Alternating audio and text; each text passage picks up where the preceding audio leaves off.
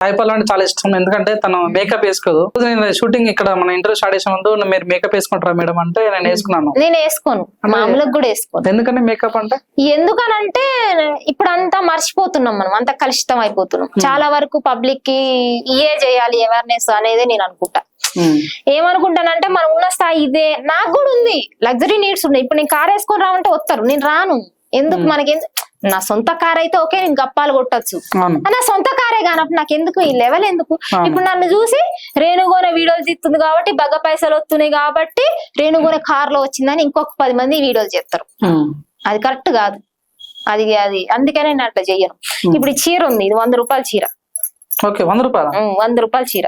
100 రూపాయల చీరలు ఏడున్నాయని ఎత్తుక్కొని కొనుక్కుంటా నేను. అంతే.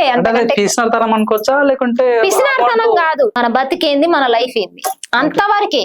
ఇప్పుడు నాకు 10,000 రూపాయల చీర కొనిపెట్టేటోళ్ళు ఉన్నారు, నీడ్స్ ఉంటాయి. కానీ నాకెందుకు? ఇప్పుడు నేను ఎవరికి చూపెట్టాలి ఆ చీర కట్టుకొని? ఎవరికాడు గప్పాలు కొట్టాలి? వేస్టే కదా.